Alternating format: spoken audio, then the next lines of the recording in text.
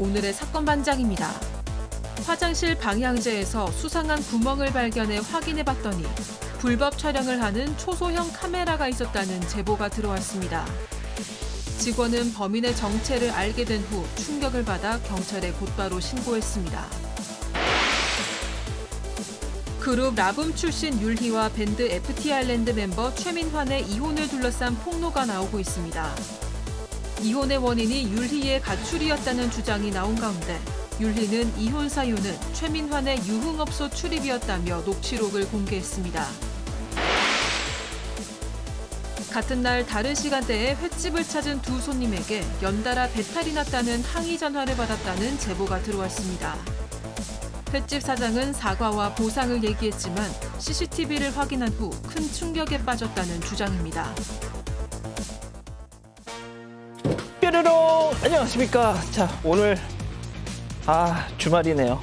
전해드릴 소식이 많아서요. 빨리 시작을 하도록 하죠. 자, 진실추적자 사건 반장 시작합니다. 올 한 해 정말 많은 스타들이 세상을 등졌지만 오늘 전해진 일용엄니 김수미 선생의 별세 소식은 뭐랄까요, 진짜 우리 엄마가 가신 느낌이랄까요. 놀랍고 믿기지도 않고 뭐 그렇습니다. 자, 오늘 오프닝은 이 장면으로 시작하고 싶네요. 세상사 복잡해 보여도 별거 없다. 그저 신랑 각시 둘이 된장찌개 보글보글 끓여놓고 오손도손 그렇게 사는 게 제일이여. 알겠어? 생기는 풀풀 자식 낳고 둘이 웃고 방구도 끼고 트럼도 오고 그렇게 살아라. 꼭 그렇게 살아야 돼. 아이? 네, 할매. 그래. 간다. 응? 자세한 소식은 잠시 후 전해드리죠. 자, 오늘 출연자 소개 올립니다. 백다희 아나운서, 박지훈 변호사, 박상희 한국열린사이버대 교수, 김은배 전 서울청팀장 나오셨습니다. 안녕하세요. 안녕하십니까. 어젯밤 부산 주한미군 기지에 큰 불 났어요. 다들 걱정이 컸답니다 하신 김기현님. 자, 어젯밤 11시 서울 6호선입니다. 외국인도 많았는데 왜 저러니 진짜 쌍종 내려 하신 임춘심님. 자, 스페인 교민입니다. 스페인 교민이에요. 여기도 똑같아요. 너 족 내려 하신 임명진님. 자, 일산 동구 모 아파트. 일산 동구 모 아파트 장애인 주차구역에 장난감 차를 하루 종일 놔뒀지 뭡니까? 세상에 하신 저렇게 말이죠. 장난감 차를 장애인 주차구역에 김고양님. 자, 우리 신랑 전남 소방 김인태 소방위 몸조심하자 사랑해 하신 한상민님. 자, 부산 구서동 김정자 여사 50년 전 오늘 딸내미 낳느라고 고생하셨어 사랑해 하신 정경희님. 자, 통영에서 철인 3종 경기 일요일에 합니다. 완주를 기원해 주세요 하신 주세영님. 청주의 김으뜸님, 익산의 정찬호님, 임은정님, 송영민님, 김수진님, 권유나님 모두 사랑합니다. 자, 재미는 물론 의리로 함께하는 아세사바 뉴스 칠오공. 대한민국과 전 세계 동포 가족 여러분의 시선을 모아서 출발합니다.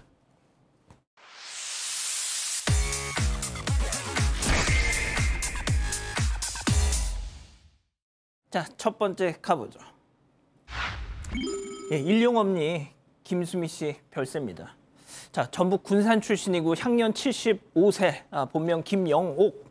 전원일기에서 일용이 역할을 했던 배우 박은수 씨가 김수미 선생보다 무려 2살 오빠였다죠. 자, 그런데도 엄마 역할을 그렇게 했던 겁니다. 자, 젊은 시절에 사진이 나가고 있는데 얼마 전부터 건강에 많은 적신호가 켜졌었더라고요. 네, 이제 갑작스러운 사망 소식으로 충격을 안겼는데요. 경찰에 따르면 배우 김수미 씨는 심정지로 오늘 오전 8시쯤 병원으로 이송됐지만 결국 사망 판정을 받았습니다. 유가족은 사인을 조사한 경찰이 고혈당 쇼크사가 최종 사인이라고 알렸다면서 당뇨 수치가 500이 넘게 나왔다고 전했습니다. 고혈당 쇼크는 스트레스가 원인이 될 수 있는 걸로 알려졌는데요. 실제로 김수미 씨는 14년 동안 출연했던 뮤지컬 친정엄마의 출연료 미지급 문제로 소송을 준비 중이었다고 합니다. 자, 유족들은 아주 조용한 장례를 치르겠다 이렇게 또 예고를 했지만 많은 팬분들이 빈소를 찾을 걸로 예상이 되는데 이 많은 연예계 동료들 너무나 갑작스러운 이 별세 소식에 정말 큰 충격을 받으신 것 같더라고요. 네, 방송을 오래 했기 때문에 연예계에 동료들이 많이 있습니다. 그중에 이제 연세대가 비슷한 김용옥 선생님 같은 경우도 부고 소식을 듣고 얼마 전에 연락을 했었는데 건강 괜찮다고 했는데 갑자기 이런 소식 너무 충격적이라고 하고, 배우 강부자 선생님도 입원했다는 얘기 들었는데 벌떡 일어나겠지라고 생각했는데 이런 일이 있어서 너무나 막연자실하다라고, 특히 가족까지 정성스럽게 챙겨준 의리 있는 사람인데 안타깝다고 합니다. 지금 저기 장례식장인데 뭐 이마룡 개그맨, 또 정준하, 방송인 탁재훈 이런 분들 와서 고인을 추모하기도 했고요. 유재석 씨도 지금 보이네요. 자, 평생 지금 모두의 어머니로 또 웃고 울면서 살아온 김수미 씨 매우 사랑한다라는 말씀도 전하고 있습니다.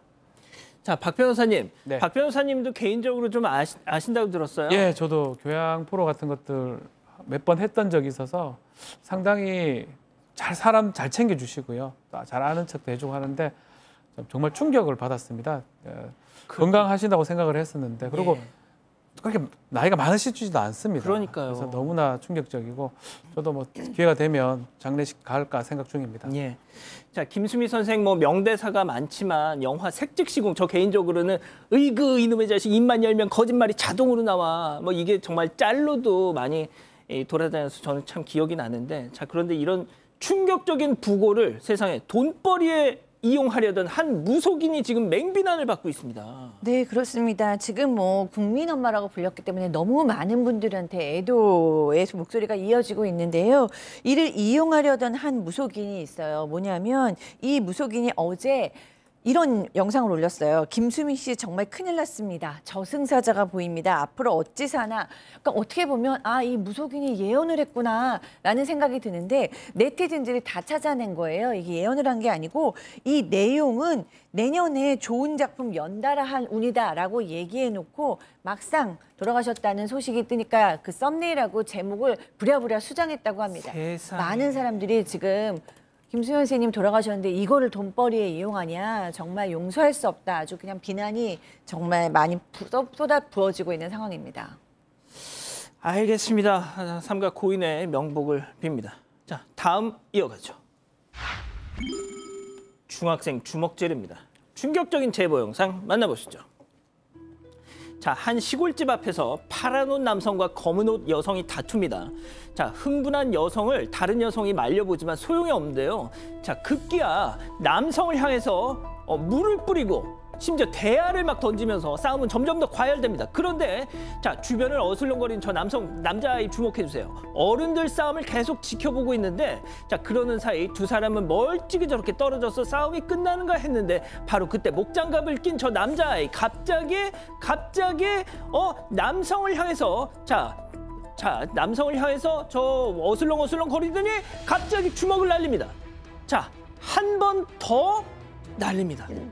자, 파란 옷 남성은 맥없이 뒤로 넘어지고 마는데요. 자, 놀란 두 여성이 급히 달려오고, 자, 흥분했던 그 여성이 아이고 이놈의 자식 막 등을 후려쳐 보지만 그러거나 말거나 끼고 있던 장갑을 벗어 휙 던지고 그냥 가버립니다. 자, 영상 속 쓰러진 분은 70대, 때린 저 아이는 중학생. 자, 제보자는 쓰러진 분의 따님입니다. 어르신은 결국 돌아가셨습니다.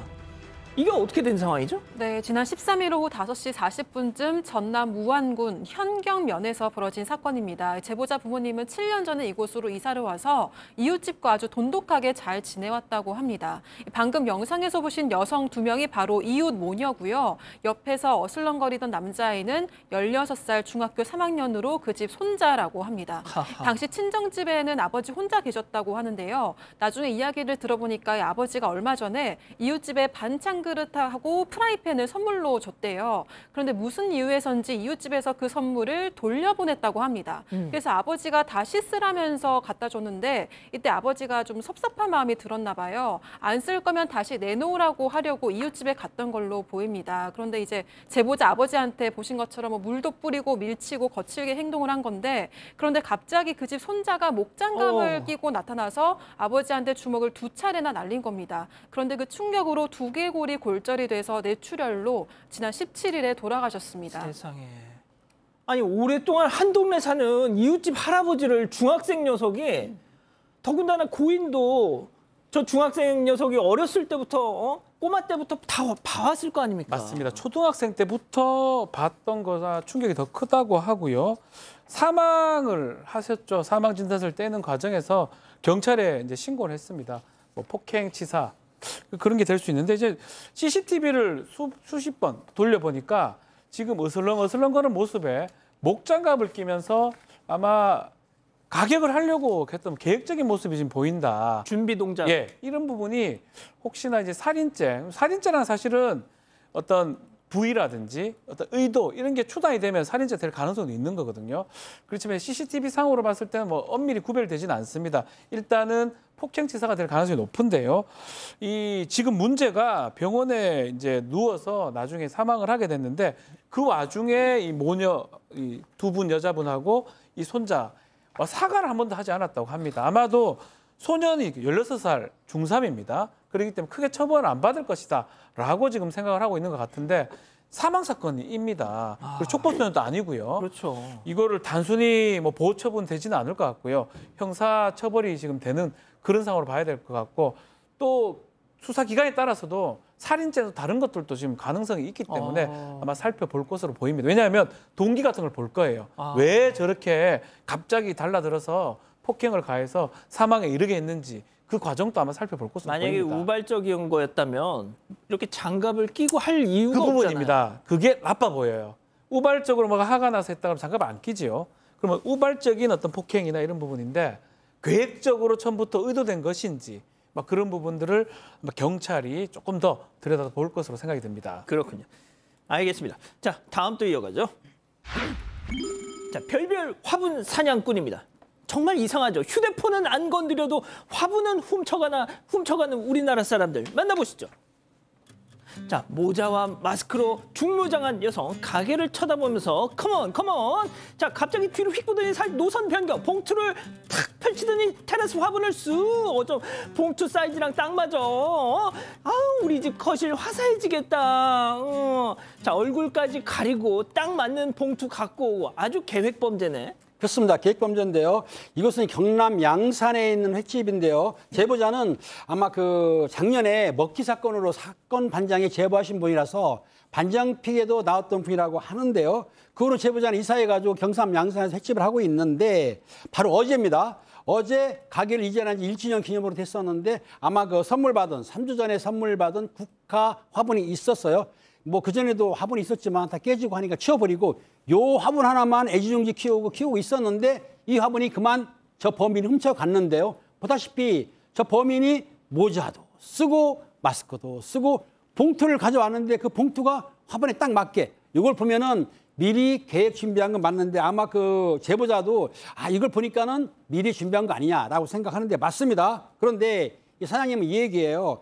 아이고 참 오늘 나름대로 의미 있는 날인데 이런 날 절도를 당하니까 좀 씁쓸하다고 하는데 신고하시면은 저 범인 검거할 수가 있으니까 제보자님, 사장님 신고하셔도 됩니다. 자, 제보 영상 이어서 만나보시죠. 자, 문 닫은 가게 테라스에 서 있는 한 남성. 아이고 무거워라. 아이고. 자, 커다란 화분을 붙잡고 질질질. 이때 행인이 오자 그대로 멈춰라. 급히 손 떼고는 어슬렁. 아유, 비가 오려나. 이거 왜 이렇게 허리가 아파. 자, 또 다른 행인이 나타나니까 고심하는 척 허리에 손을 얹고 화분만 응시하고 있습니다. 잠시 후 다시 행인이 지나가자 화분을 붙잡고 으라 차차차차차차 여보 오늘 신봤다 하면서 저렇게 들고 갑니다. 와, 진짜 사람도 아니다. 저걸 기어이 들고 가네. 그러니까요. 왜 이렇게 화분 욕심들을 내는 절도범들이 많죠? 제보자께서는 인천에서 미용실을 운영을 하시는데요. 저 화분 금전수라고 합니다. 12년 전에 개업을 할 때 이 선물을 받은 거라 금이야 오기야 하면서 두 부부가 길렀어요. 그런데 저렇게 절도를 당해서 이제 너무 속상해서 바로 경찰에 신고를 했는데 경찰께서 화분을 찾았다라고 연락이 온 거예요. 근데 그 화분이 동네에 있는 부동산에 있다는 거예요. 근데 이제 부동산 사장님이 가져가신 게 아니고 그 근처에 편의점 직원이 나 저 화분 그 화분 본 적 있어요 라고 얘기하면서 어떤 사람이 저렇게 무겁게 화분을 들고 가다가 너무 무거우니까 수레에다 올렸는데 그 수레가 잠겨 있었답니다. 그러니까 막 고민을 하다가 그냥 땅바닥에 두고 가버렸대요. 아이고야. 그거를 나중에 부동산 사장님이 가져가신 거라고 하는데 제보자께서는 가서 봤는데 너무 이미 시들어서 너무 속상하다고 하셨습니다. 그렇군요. 좋습니다. 마지막 사연으로 가볼게요. 제가 정말 이상한가요? 자, 집단 지성의 판단을 받아보고 싶으시다면서 제보해 주신 사연 함께 들어보시죠. 안녕하세요. 저는 남자친구랑 1년 후에 결혼하기로 약속한 30대 여성입니다. 저는 연애하기 전부터 월급의 70%를 적금에 부으면서 정말 미래를 위해서 허리띠를 꼭꼭 졸라매면서 살았어요. 그러다가 지금 남자친구를 만났는데요. 남자친구는 저보다 월급을 3배 넘게 받고 있습니다. 남자친구가 제 상황을 알고는 어차피 우리 결혼할 거니까 적금은 지금처럼 넣고 혹시 급하게 돈 필요하면 이걸 써 라면서 자기 신용카드를 주는 거예요. 그렇게 카드를 받은 지 1년이 넘어갔고 저는 가끔 밥을 먹거나 쇼핑할 때 남자친구의 동의하에 그 카드를 종종 쓰곤 했습니다. 그런데 최근에 제 친구가 아니 부모 자식 사이도 아니고 남자친구 카드 쓰는 거 좀 아니지 않아? 이러는 거예요. 친구는 만약에 남자친구 부모님이 이걸 알면 널 얼마나 안 좋게 생각하겠어. 당장 갖다 줘 라면서 저를 막 혼냈습니다. 정말 그런가 싶어서 카드를 주려고 했는데 남자친구는 그냥 비상용으로 계속 써 이렇게 얘기를 하면서 받지를 않았어요. 그런데 이 사실을 알게 된 친구가 당초에 이해가 안 된다면서 대놓고 제 앞담화를 하기 시작한 겁니다. 친구들 단톡방에 이 이야기를 하면서 너희들은 이게 이해가 돼? 카드 돌려줘야 되는 거 아니야? 이러면서 엄청 화를 내는데요. 정말 친구 말대로 억지로라도 카드를 돌려주는 게 맞는 걸까요? 그렇군요. 자, 기다리고 기다리셨던 부처 핸즈업 타임 유튜브 JTBC 뉴스 채널 사건반장 독립 채널에서 7천여 분의 가족 여러분들 함께하고 계신데요. 채팅창에 X로 함께 참여해보시죠. 먼저 친구입니다. 야, 백다혜, 너 정신 차려 진짜. 너 같은 애들 때문에 여자들이 도매금으로 욕먹는 거야. 너 돈 벌잖아. 제발 인생을 주체적으로 살아. 너 자존심 안 상하니? 네 남친 은배씨 카드 널 올가매는 멍해라고, 멍해. 좋다고 쓰는 널 보면서 속으로 어떻게 생각하겠어? 얼마나 우습겠어? 내가 네 친구라서 정말 위해서 한 소리다 얘. 동그라미. 자, 다음 사연자예요. 어머머머, 야 박상희, 너 어디 아프니?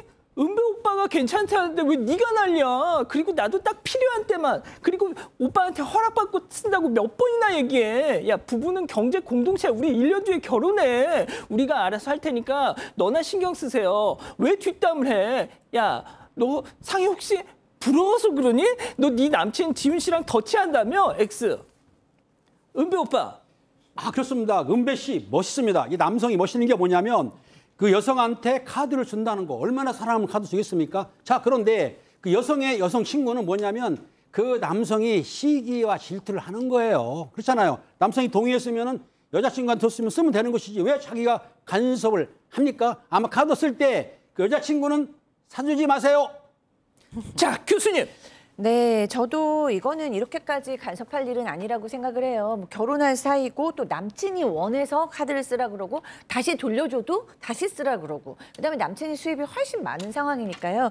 그래서 저는 뭐 팀장님 얘기하신 것처럼 시기나 질투의 가능성도 있고요. 내면 깊은 곳에서는 또 하나는 이렇게 우리 주변에 보면은 이렇게 약간 좀 오버해서 바른 말을 하고 싶어 하시는 분들이 있어요. 맞아요. 그래서 막 이렇게 내가 생각하는 것이 옳다라고 생각하면 이렇게 가르치려고 하고 그러는데 친구 사이에 이렇게 좀 정도를 넘어서는 조언은 어떻게 보면 친구 사이를 완전히 떨어져 나가게 할 수도 있습니다. 그러니까 말이죠. 박 변호사님. 자, 이게 뭐 부러워서 그런 걸로 이해하는 게 맞는 것 같아요.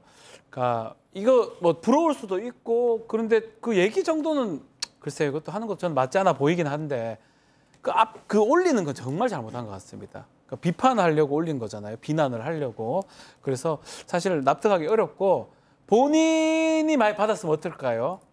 엄청 좋아할걸요. 자랑했을 것 같아요. 부럽죠? 라고. 친구들한테 막 자랑했을 것 같아요. 아유, 우리 남자친구 이걸 주네? 막 써야지 이랬을 거예요. 자, 백다이 백다이 아나운서. 네, 저도 질투라고 생각을 하고요. 신경 안 써도 될 것 같습니다. 가족분들 의견도 볼게요. 축복익님도 그 친구 부러워서 그러는 겁니다라고 하셨고요. 알리아님 남자친구가 괜찮다는데 무슨 상관인가요? 라고 하셨습니다. 자, 사반 제보 메일과 카톡 제보 채널에서는 많은 사연과 제보 기다리고 있습니다. 김예진님 보고 계시죠? 오늘 남이섬에 가셨다고요? 자, 그런데 저 먼발치에서 꼬마 아이들이 옛날 교복 같은 거를 맞춰 입고 손에는 태극기를 막 이렇게 흔들고 있더래요. 뭐야 하고 봤더니 세상에! 자!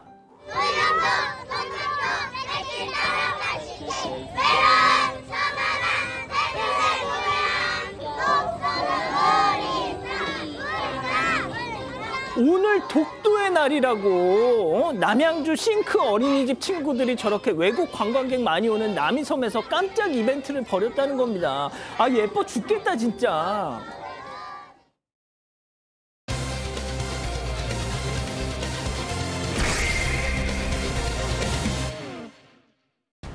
화장실 방향제에서 수상한 구멍을 발견해 확인해봤더니 불법 촬영을 하는 초소형 카메라가 있었다는 제보가 들어왔습니다. 직원은 범인의 정체를 알게 된 후 충격을 받아 경찰에 곧바로 신고했습니다. 어떻게 된 일인지 알아봅니다. 자, 이번 일을 겪고 2년 다니던 회사를 그날로 그만 뛰쳐나오셨다는 제보입니다. 네, 피해자는 30대 여성이고 2년 전에 한 회사에 입사를 했습니다. 대표가 남자고 6명이 근무하고 있었던 곳인데요. 사건은 지난 18일에 벌어졌습니다. 평소처럼 여자 화장실에 가서 볼일을 보고 있었는데 이 화장실 내부 구조가 변기를 기준으로 문은 오른쪽에 있고 정면은 벽인데 이 강아지 모양의 방향제 그리고 검은색 통 모양의 방향제가 있었다고 합니다. 그런데 이 검은색 통 모양의 방향제에서요. 수상한 흔적을 발견을 한 겁니다. 자세히 보니까 구멍이 하나 뚫려 있었다고 합니다. 자, 입사할 때부터 있었던 방향제 동그란 구멍이 뚫려 있었다. 그래서 대체 왜 저게 저런 거지? 뚜껑을 열어보셨다는 건데요. 온몸에 소름이 쫙! 피해자 얘기 직접 들어보시죠. 보통 제가 휴대폰을 가지고 화장실을 가는데 그날 휴대폰을 안 가지고 갔거든요. 네. 그래서 앉아 있다가 이제 제가 휴대폰을 안 보니까 앞을 보잖아요. 근데 보니까 방향제 구멍이 이렇게 딱 뚫려 있는 거예요, 사진처럼. 그래서 이게 뭐지? 보니까 이제 안에 카메라가 있었던 거죠. 네, 제가 변기에 앉으면 바로 제 얼굴이 보이고 제가 일어나서 이제 바지만 올리면 바로 그게 다 보이는 자리예요. 저를 딱 찍고 있거든요. 자, 저런 방향제에 카메라가 있는 거에 한 번 충격, 두 번째는 그 카메라의 각도에 놀랐다. 그러니까요. 얼마나 소름이 끼치셨을까요? 보통 이제 휴대폰을 가지고 화장실 가는데 그날따라 화장실에 이제 휴대폰을 안 가져가셨대요. 그래서 이제 앞만 보고 있는데 앞에 있는 검은색 방향제가 좀 이상하게 느껴지는 거예요. 자세히 보니까 구멍이 뚫려 있었고 그 안에 녹색 불이 깜빡깜빡하고 있는 거예요. 정말 놀라가지고 또 봤는데 그 방향제를 들어보니까 그 아래는 검은색 테이프로 뭐가 붙여져 있는 거예요. 또 그것도 보니까 보조 배터리까지 붙여져 있어요. 와, 이거 초소형 카메라 이거 오래 가라고 보조 배터리까지 붙여놨구나라는 생각이 드니까 너무 소름이 끼쳤다고 합니다. 그런데 또 더 소름이 끼쳤던 건 그 위치예요. 사람이 앉아 있으면 변기에 앉아 있으면 얼굴에 저 카메라가 딱 비치지만 일어나 있으면 정말로 정말 말하기도 민망한 부위가 카메라에 잡히는 거죠. 너무 수치심이 들었다고 하고요. 이 제보자께서 자리에 앉아 있다가 안 되겠다 싶어서 다시 가서 다 사진을 찍어두었다고 합니다. 자, 회사 화장실에서 저걸 발견했어요. 당연히 회사 사장님한테 가서 사장님 이것 좀 보세요 하죠. 그렇습니다. 피해자는 저 카메라를 찾아낸 다음에 경찰에 신고하기 전에 회사에서 벌어진 일이니까 회사 대표한테 가서 설명하려고 그 방향제, 몰래카메라가 들어있는 방향제를 가지고 회사 대표를 만나러 갔습니다. 대표를 만난 다음에 그냥 넘어갈 일이 아니다. 이 카메라 누가 설치됐는지 알아보고 경찰에 신고해야 되겠다고 했더니 대표가 갑자기 의아한 표정을 지으면서 대체 누가 이런 걸 설치한 거야? 내가 한번 봐도 되냐라고 하면서 소소형 카메라를 본인이 보기 시작한 것이죠. 그렇습니다. 아니 대체 이거 누가 이런 거 한 거야? 하면서 막 계속 이렇게 살펴보더니 이런 행동을 했다는 거죠. 체크포인트 짚어보죠. 창밖으로 자 피해자와 그 회사 대표의 실제 대화 내용 들어보시죠. 정말 죄송해요. 오늘 여보하고 제가 끌려가지고 제가 이거 회의시키지.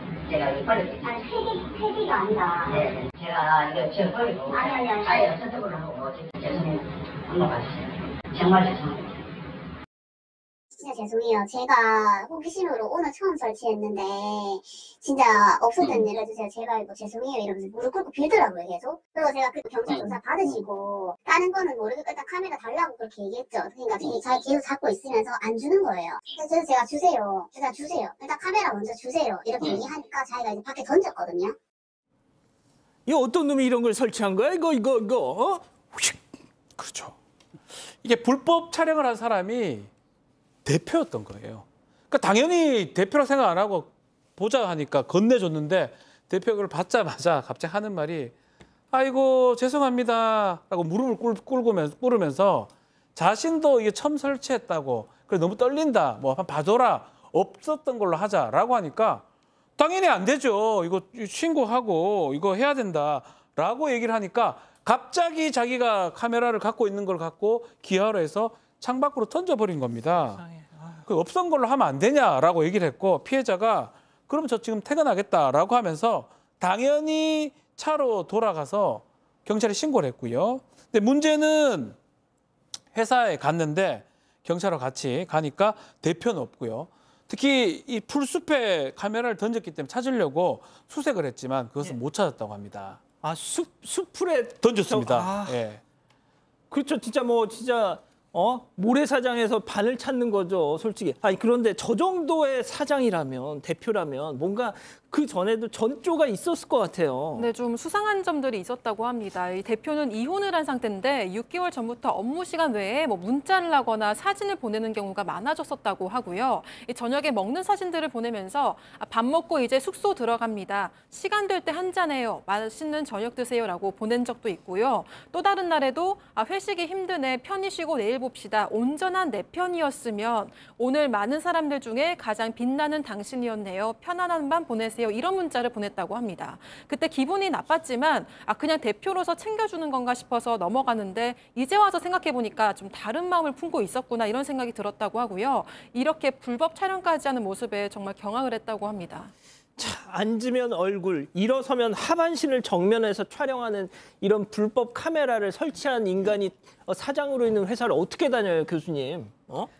네, 그러니까요. 그래서 이 사람, 이 피해 여직원께서 지금 이 정말로 다니기가 너무 어렵기 때문에 지금 잠도 못 자고 스트레스도 너무 심하다고 합니다. 그리고 이 대표는 그 혐의를 다 인정을 했는데요. 지금 대표의 휴대전화나 포렌식도 다 포렌식을 하고 있다고 합니다. 지금 경찰들이 계속 그 숲을 막 뒤지면서 뭐가 됐든 증거 인멸을 한 거잖아요. 예? 네. 그걸 지금 찾고는 있다는데 뭐 찾든 못 찾든 뭐 좀 달라지는 게 있을까요? 찾으면 뭐가 달라지냐면 찍을 때마다 범죄가 될 수가 있거든요. 또 피해자가 또 여러 명 있을 수도 있으니까 그래서 사실은 찾아야 되고요. 저걸 못 찾으면 사실은 집에 있는 어떤 인터넷 가능한 그 PC 같은 거 그런 것도 압수수색하는 경우도 많습니다.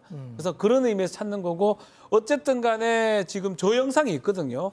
그 누가 보더라도 저거는 카메라고 불법 촬영이 확실하기 때문에 범죄는 아마 성립할 가능성이 높아 보입니다. 그렇군요. 알겠습니다. 첫 번째 사건 이렇게 정리하고요. 두 번째 사건 이어갑니다.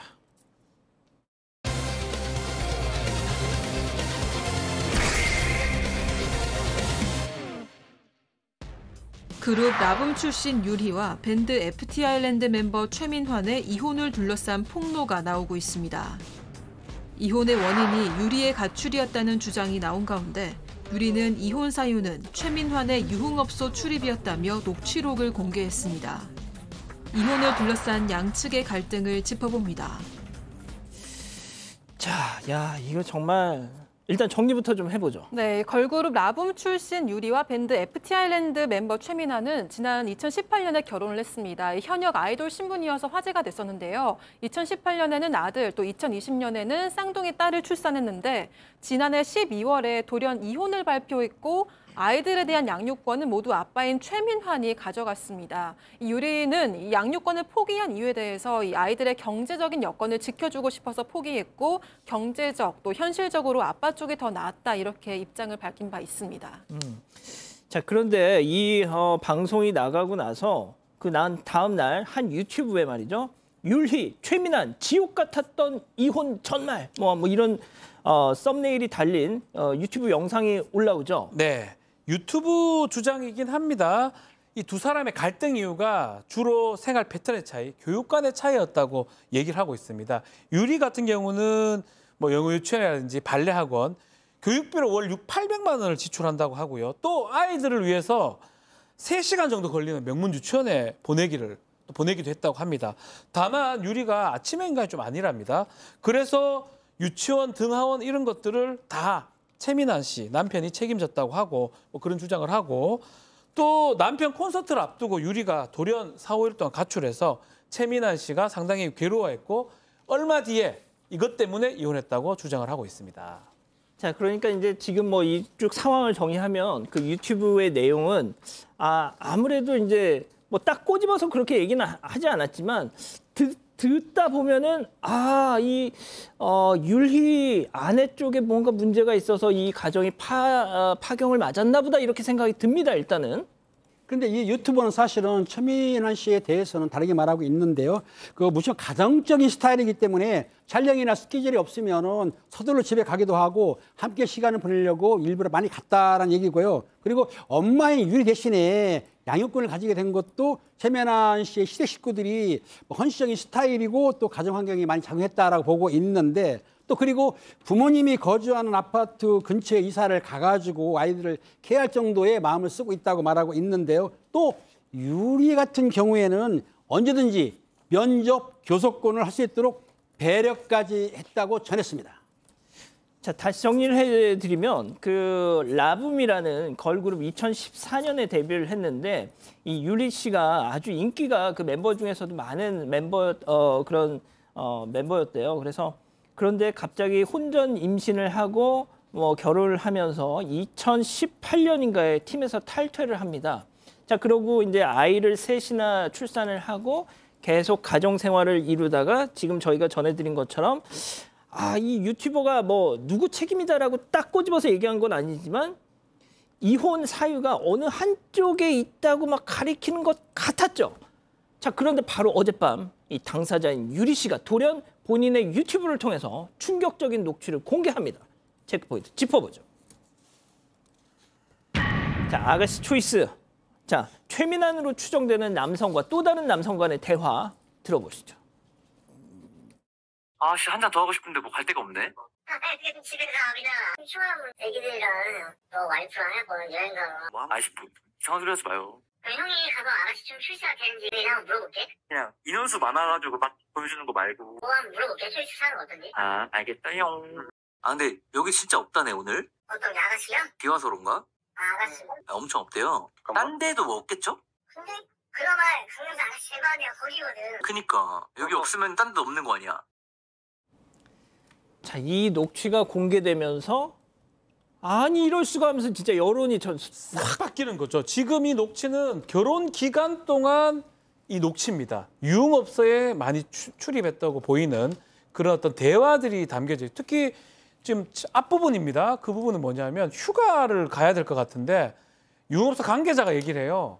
휴가 가라. 가족들 여행 가는데 새벽인데요. 이상한 소리 하지 마세요라고 얘기하면서 또 유흥업소의 어떤 아가씨 얘기를 하고 있습니다. 가족들이랑 여행 가는 게 왜 이상한 소리예요? 너무나 당연한 얘기인데 그죠? 새벽 5시에 등등의 여러 가지 유흥업소에 지금 갔던 어떤 내용으로 추정되는 뭐 성매매한 정황도 있습니다. 그런 내용도 있고 그래서 이게 나옴으로써 여론이 좀 바뀌기 시작했습니다. 자, 왜 또 우리가 연예인 걱정 뭐 이런 개인사를 듣고 있어야 돼라고 생각하실 수 있는데 성매매 지금 들으신 것처럼 이게 사실이라면 이건 명백히 또 현행법 위반 범죄잖아요. 자, 유리 씨는 이혼을 결심한 결정적인 이유도 앞서 들으신 그것과 관련이 있다 얘기합니다. 들어보시죠. 다 같이 마실 때 고스톱을 쳤는데 그날 저희가 잘해서 돈을 좀 딴 거예요. 갑자기 그 돈을 기분이 좋다고 저한테 이렇게 꽂는 거예요. 가슴에. 잠옷 있는 그 가슴에 이렇게 그러니까 여기 주머니도 아니고 그 잠옷 카라 있잖아요. 카라 여기 가로 이렇게 반 접어서 제가 그 나이 때 무슨 업소를 가보겠어요. 뭘 알겠어요. 술 문화를. 근데 나중에 그런 사건을 알고 보니까 그런 술의 주정도 습관이었던 거죠. 와. 어머님 아버님 다 같이 앞에 있는데 막 저 중요 부위 막 한 번씩 쓱 만지고 막 가슴 막 지어 뜯고 막 이런 것도 저는 그냥 아, 술 마셨으니까 애정 표현이 격하겠지. 이제 그런 게 퍼즐이 맞춰지면서 이건 못 고치는 거구나. 그 가족들끼리 명절에 고스톱 치면서 돈을 땄어요. 근데 그 돈을 자기 아내 어떤 그 특정 부위에다가 이렇게 뭐 용돈 막 꽂아주듯이 그런 짓을 하더랍니다. 네, 저 말도 안 되죠. 이 아내가 얼마나 기분 나쁘고 배신감도 느끼고 수치감도 느끼고 자괴감도 들었겠어요. 이게 내가 뭐 하는 짓인가. 맨 처음에는 이제 그게 무슨 행동인지 몰랐고 부모님 계신 세도도 이제 뭐 어떤 신체를 만지기도 하니까 술을 마셔서 나에 대한 애정 표현이 너무 격한가 보다라고 생각을 했는데 나중에 이제 이 최민환이 유흥업소를 다니는 것도 알게 됐고 그러면서 그때 했던 행동들이 바로 술 문화에서 시작된 거구나라는 것을 알게 됐다고 합니다. 그 후로는 집에 있는 것도 너무 괴롭고 가족들하고 마주치는 것도 괴로웠다고 하네요. 자, 유리 씨가 그동안 참 뭐 많은 대중의 뭐 비난, 뭐 좀 그런 걸 들었던 이유 중에 하나가 아이 셋을 낳고 이혼하면서 어떻게 엄마가 아이들을 다 시가에 남편한테 주고 올 수가 있느냐. 자, 이런 거 저런 거 다 그동안의 어떤 이유들에 대해서 본인이 하나하나 또 해명을 했더라고요. 네, 일단 이 매월 800만 원에 달하는 장거리 유치원에 보낸 것에 대해서는요. 전 남편과 합의가 됐었고 왕복 3시간 거리도 아니다. 차로 15분에서 20분 정도라고 했습니다. 또 교육비도 강요를 한 게 아니고 둘 다 비용을 감당할 수 있겠다 싶어서 합의하에 보낸 거라면서 유튜버의 주장이 와전된 거라고 밝혔고요. 또 양육권을 다 포기한 것에 대해서 비난을 많이 받았었습니다. 이 부분에 대해서도 양육권을 가져오려고 했었지만 현실적으로 혼자 3명을 키우기에는 여력이 부족했다고 했습니다. 전 남편은 집도 있고 양육을 도와줄 가족들도 있고 또 회사에 소속되어 있기 때문에 훨씬 더 나을 거라고 생각했다면서 오로지 아이들을 위한 선택이었다 이렇게 해명을 했습니다. 그렇군요. 자, 전 남편 최민환 씨 어떻게 보면 본인의 어떤 치부가 확 드러나게 된 폭로인데 뭐라고 좀 하고 있나요? 최민환 씨는 출연하던 예능이라든지 모든 방송을 활동을 중단하기로 결정을 했고요. 소속사는 개인 사생활에 대한 상세하게 파악이 어렵지만 대중과 시청자들에게 실망 안겨드리는 점에서 책임감을 느낀다고 입장을 밝혔고요. 다만 내일에 예정된 대만 아시아 투어는 아마 강행하기로 한 것 같은데요. 최민환 씨는 유리 씨가 공개한 그 녹취록 있지 않습니까? 요건으로 해가지고 성폭행 특별법 위반 혐의로 서울 강남경찰서에 고발이 들어갔습니다. 그래서 아마 서울 강남경찰서는 이 성매매에 대해서 아마 내사를 착수를 할 예정인 것 같고요. 또 최민환과 같은 그룹 메인보 이용기 씨라고 있는데 오늘 팬 커뮤니티를 통해서 뭐라고 했냐면 둘이 사생활은 이렇게 되어버렸다면서 잘못한 건 인정하고 사과는 하지만 그래도 우리가 너무 쉽게 다 믿지는 말아야지라고 의미심장한 메시지를 남겼다고 합니다. 글쎄요. 자, 교수님. 네. 이게 처음에 정말 약간 반전에 반전을 거듭하고 있는데 처음 앞서 말씀드린 것처럼 원래도 유리 씨에 대한 비난, 여론이 좀 안 좋았던 터에 한 유튜버의 그 방송이 나오고 막 진짜 역시 엄마 쪽에 문제가 있었구나 했는데 오늘 또 확 바뀌었어요. 그러니까 이제 유리 씨가 사실 오래전부터 아이를 버렸다라는 비난을 감수를 하고 있었어요. 근데 둘 사이는 사실은 협의문으로 잘 끝난 사이였습니다. 근데 한 방송이나 언론을 통해서 한쪽만이 이렇게 뭔가 잘못을 했다. 유리 씨가 다 잘못을 했다라고 이제 이렇게 몰아세워지니까 유리 씨가 그동안 너무 억울하기도 했고 속상하기도 했고 도대체 내가 왜 비난을 받아야 싶기도 했다라고 하면서 직접 결국에는 이제 반박에 나선 것으로 보이는데요.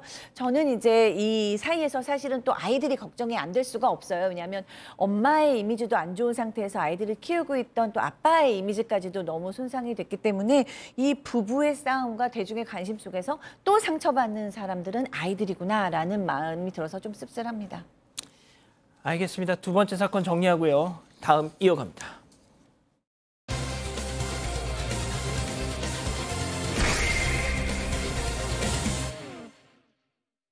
한 손님이 횟집에 들어옵니다. 포장을 기다리는 동안 테이블에 앉아서 가게 곳곳을 촬영하는데요. 같은 날 늦은 저녁, 한 가족도 같은 테이블에 앉아서 식사를 합니다. 같은 날 같은 자리에 있었던 이 두 손님, 공교롭게도 연달아 식중독 증상을 호소했다고 하는데요. 사장은 곧바로 사과했고 그렇게 마무리가 되나 싶었지만 진짜 문제는 그때부터 시작됐다고 합니다. 도대체 무슨 일이 있었던 걸까요? 가족 여러분, 오늘 이 제보 사건은요, 결론을 내리지 않습니다. 저희가 직접 그냥 보시고 각자 좀 판단해 주셨으면 좋겠어요. 자, 횟집에서 벌어진 사건입니다. 네, 이게 좀 소개가 좀 필요하거든요. 이 제보자는 인천에서 횟집을 운영한 지 3개월 된 사장님이신데요. 일단 오후 5시 40분에 한 남성이 들어와서 회를 포장을 해갑니다. 그리고 밤에 9시 30분에 가족이 들어와서 회와 새우를 시켜 먹습니다. 여기까지는 이제 다른 어떤 그냥 두 테이블의 이야기잖아요. 그런데 그 다음 날 이 포장을 해간 사람의 아내라는 사람이 전화가 왔어요. 우리 남편이 여기서 회 포장해 갔는데 배탈이 났다라고 얘기를 했어요. 그리고 또 다음 날은 매장에서 식사한 여성의 남편이라는 사람이 전화 와서 여기서 먹은 회 때문에 우리 아내가 배탈이 났다라고 얘기를 했어요. 사장님은 3개월밖에 지금 영업을 안 하셨으니까 깜짝 놀라서 너무 죄송하다라고 얘기를 하면서 보험 처리해드리겠다고 하고 앞으로는 정말로 안전하게 관리를 더 잘해야겠다라고 마음을 먹으셨다고 합니다. 자, 혼자 와서 회를 포장해간 남성의 아내가 우리 남편 니네 가게에서 먹다가 식중독 걸렸어. 네. 자, 그리고 매장에서 먹고 간 여성 손님의 남편이 또 우리 마누라가 니네 가게에서 밥 먹다가 식중독 걸렸어. 자, 근데 리뷰가 남겨져 있어요. 그 리뷰도 좀 놀라운데요. 일단 포장 손님이 가게 리뷰에 비슷한 내용을 써놨습니다. 여기서 음식 먹고 식중독 걸렸는데 흙내음 얘기를 해요. 흙내음이 났다. 포장을 싸갔는데 절대 가지 마세요. 절대 가지 마세요. 라고 얘기했고 특히 장에 민감한 사람 절대 가지 마세요. 절대로 이렇게 리뷰를 해놨습니다. 또 마찬가지로 이 매장에서 온 손님의 리뷰도 후기가 좀 있었던 것 같은데요. 조금은 차이 나지 비슷합니다. 새로 생긴 횟집 있기를 방문했는데 위생이 깔끔해 보이지 않음. 엄마가 흙내음 난다고 해서 나중에 병원 가니 장염 위험. 2번 다시 가고 싶지 않아. 보통 흙 냄새라고 할 수도 있는데. 흙내음. 흙내음. 그래서 그런데 사진도 있는데 사진도 비슷해요. 앞에는 뭐 처방전하고 약봉투 그리고 뭐 진단서 사진이 있었고 이 뒤에도 사진이 좀 들어갔는데 가게 주방 쪽 사진, 또 가게 테이블 사진, 그리고 주방 내부 사진, 또 밝을 때 찍은 가게 외경 사진까지 올리면서 이런 리뷰들이 올라오니까 가게 한 지 얼마 안 됐는데 상당히 사장님이 골머리를 앓았다고 합니다. 자, 흙내음. 전혀 다른 두 팀이 리뷰를 달았는데 흙내음이라는 상당히 문학적인 표현을 썼다. 흙냄새도 아니고. 자, 사장님은 그런데요. 뭐 본인이 잘못한 거니까 그런가 보다 했죠. 자, 그런데 리뷰에 올라온 사진들, 그 두 팀의 주장 사진들을 딱 보고 하셨다는 거죠. 자, 체크포인트 짚어보죠. 촬영 각도, 이게 무슨 얘기인지 사장님 얘기 직접 들어보시죠. 리뷰를 이렇게 보다 보니까 사진에 보니까 이 사람 밤에 먹은 사람인데 왜 낮에 찍은 사진이 있지? 그래서 이상해서 CCTV를 보기 시작한 거예요. 남자가 의도적으로 오자마자 사진을 찍잖아요. 그 각도가 정확해요. 자, CCTV를 딱 비교해 보니 뭔가 수상하다. 네, 매장 손님이 리뷰에 올린 사진들이 같은 날 5시에 방문했던 이 포장 손님이 찍은 것 같다, 이렇게 주장을 했습니다. 당시 CCTV를 보면서 설명을 드리겠습니다. 네, 우선 이건 지금 5시 40분쯤 상황이고요. 포장 손님인 남성이 테이블에 앉아서 기다리면서 좀 가게 주방 쪽을 찍고 있습니다. 그리고 테이블 위에 있는 무인 주문기도 촬영을 하는데요. 포장 주문이 나오니까 결제를 하면서 주방 내부도 찍고 있는 모습입니다. 그리고 그날 밤 9시 30분쯤 상황이고요. 같은 테이블에 앉은 매장 손님은 음식이 나오니까 이렇게 일어나서 음식 사진을 찍고 있습니다. 그리고 한창 식사를 하다가 가게 한쪽 벽을 찍기도 하고 또 역시나 마찬가지로 매장 주방 쪽도 한번 촬영을 하는데요. 이 외에 사진 촬영을 하는 모습은 CCTV 원본에는 잡히지 않았습니다. 이야, 이게 그날 CCTV에는 매장 손님이 리뷰에 올렸던 그 사진들, 그 구도로 촬영한 모습은 보이지 않은 거네요, 그럼? 그러니까 이 사장님 보시기에는 CCTV를 보니까 포장 손님이 찍은 사진 각도가 매장 손님의 리뷰에 올라갔다라는 거예요. 그러니까 이거는 포장 손님이 찍었을 때 그 각도인 것 같은데 이상하다라는 생각이 드는 거죠.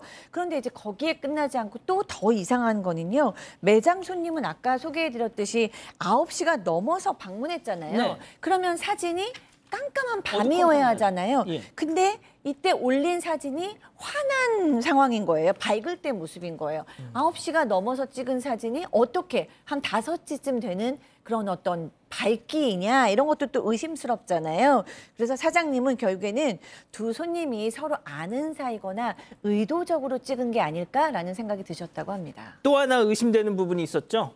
그렇습니다. 사장님의 주장에 따르게 되면 배탈이 났다고 먼저 전화가 온 매장 손님의 남편이 처음에는 본인이라고 했다가 말을 바꿔서 아내가 배탈 났다고 이제 말을 바꿨습니다. 그리고 또 포장 손님의 아내가 배탈 났다며 전화가 왔을 때에 당시 사장님이 너무 바빴던 것 같아요. 그래서 다시 전화 드리겠다면서 혹시 남편분 휴대전화 뒷번호가 0000이 맞냐고 물었더니 그 아내가 아내도 맞다고 했답니다. 그런데 나중에 확인해 보니까 아내가 맞다고 한 남편 전화번호 뒷자리가 포장 손님의 뒷번호가 아닌 바로 매장 손님의 남편 뒷자리였던 거랍니다. 그러니까 말이 엇갈리는 거죠.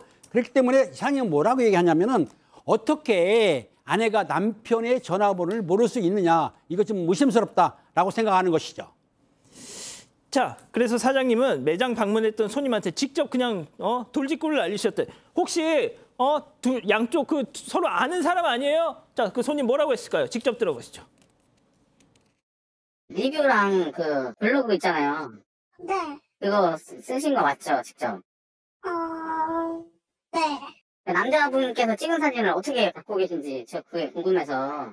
그건 잘 모르겠어요. 아, 그럼 본인이 찍은 사진은 아니신 거잖아요. 그죠? 낮에 찍은 사진. 제가 지금 운동하러 와가지고 이따가 전화 드릴게요. 어떻게 원래 아시던 분이세요 혹시? 아니요, 그 모르는 사람이고 내가 찍은 걸 올렸을 텐데요. 낮 시간에 찍은 사진이에요. 밤에 찍은 건데. 아, 근데 장염 이 식중독 걸린 사람이 이 치고는 너무 수세적이다. 그렇죠. 그 사실은 흙내음이 저는 조금 안 좋아 결정적인 것은 보이거든요. 회에 뭐가 문제가 있으면 그냥 냄새 난다 이렇게 표현하지 흙내음으로 표현하기는 좀 쉽지 않아요. 그러면 흙냄새일 수도 있고요. 흙내음, 그건 좋은 내용이 풀내음 뭐 이런 건데 어쨌든 아마 언어를 사용하는 같은 유형의 언어라고 보이고 가장 문제가 사진이에요. 계속 했던 말이 매장 손님한테 그 포장 손님 아냐고 그래 모른다고 사진 어떻게 되냐 하니까 자기가 그런 썼지만 사진에 대해서 모른다는 얘기를 자꾸 합니다. 일단은 그 뭐 약봉투 사진이나 이런 거 다 보여준 상황이고 일단 매장 손님은 현재 보험 접수가 돼 있고요. 포장 손님은 보험 접수 안 하고 있습니다. 만약 필요하다면 경찰에 신고를 하겠다라고 하면 만약에 맞으면 보험 사기에 해당할 수가 있어요. 왜냐하면 보험 접수까지도 됐으니까 일단은 한번 두고 보겠다고 사장님 말씀하고 있습니다. 아, 식중독 걸리셨는데 운동을 하러 지금 전화를 끊어야 되겠다. 자, 세 번째 사건 정리하고요. 별별 상담소 이어갑니다.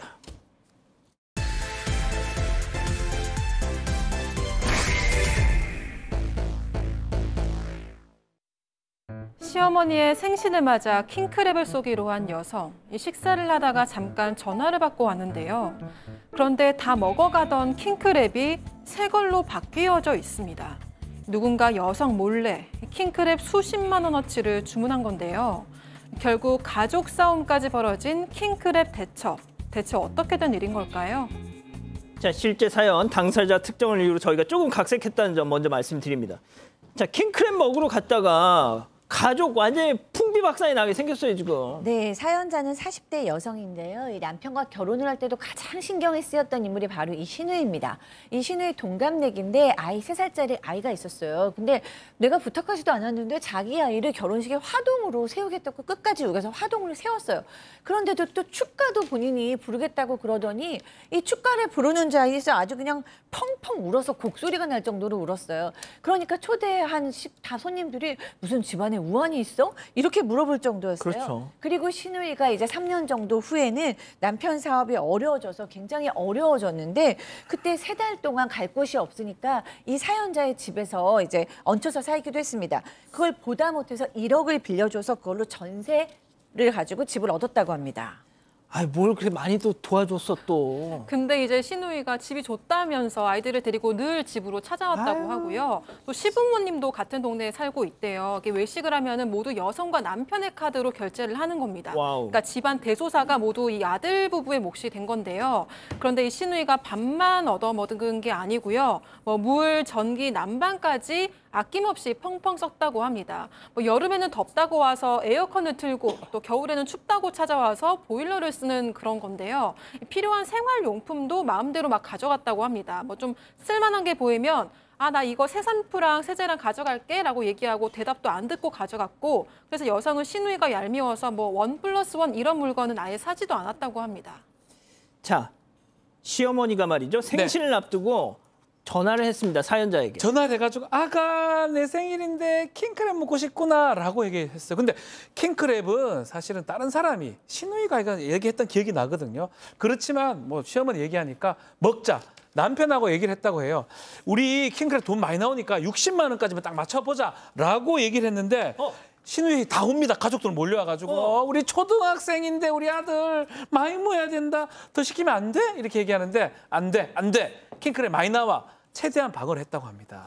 자, 그런데 정말 계속 자리를 지키고 있어야 되는데 그때 마침 또 급한 전화가 와서 이 사연자가 자리를 비웁니다. 그렇습니다. 급한 전화가 오니까 시부모 앞에서 밖에 뭐 하니까 밖에 나가서 15분 동안 통화하고 들어왔더니 그 음식에 있던 것이 먹던 거 사라지고 새로 빛과 번쩍 새로운 음식들이 깔린 거예요. 봤더니 추가로 30만 원 상당을 더 킹크랩과 음식을 시켰는데 그래서 신우이한테 뭐냐 했더니 이거 엄마 아빠가 배고프대서 더 시켰어 라고 시킨 겁니다. 그래가지고 여성이 화가 나니까 얼굴이 불그랗게 했었죠. 그때 남편도 뭐라 했냐면 미안해. 내가 화장실 간 사이에 더 시켰나 봐. 이렇게 했는데 그러니까 여성은 화를 낼 수가 없지 않습니까? 시모 앞에서 화를 애써 감췄던 거죠. 그리고 식사를 끝나고 나서 계산을 하려고 갔는데 여기서 문제입니다.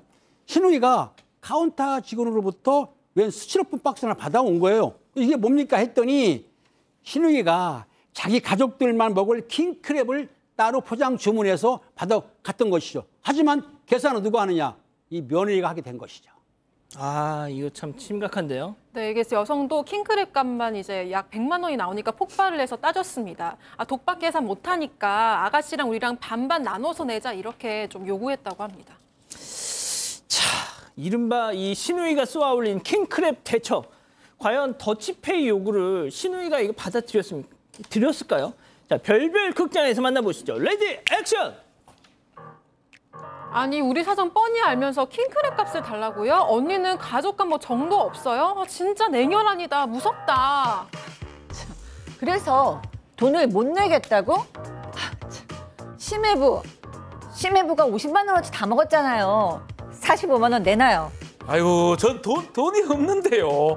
당연히 형님이 사실 줄 알고 제가 지갑을 갖고 왔는데 이거 동전밖에 없네.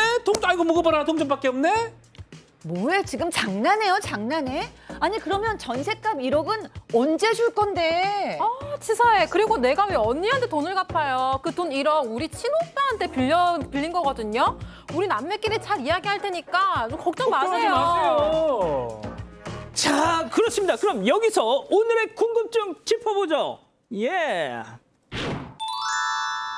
정신없다. 전색은 안 갖고 킹크랩까지 먹튀한 시누이 밥값 반반 하자는 제가 너무한 걸까요? 뭐가 너무해? 당연히 다 그냥 먹은 만큼 줘야지. 뭐 법적으로 할 건 아닌 같은데 약간 얌체 같아요 시누이가. 짜증나. 그게 문제입니다. 이게 얘기는 안 나왔지만 SNS에 뭐 밥 먹는 것도 올리고 막 이러거든요. 소고기 먹는 거. SNS 이런 걸 하지 마세요. 차라리 안 하면 모르겠는데 막 잘 먹으면서 돈은 안 내고 얌체예요. 근데 법적으로 뭐 어떻게 할 수는 없습니다.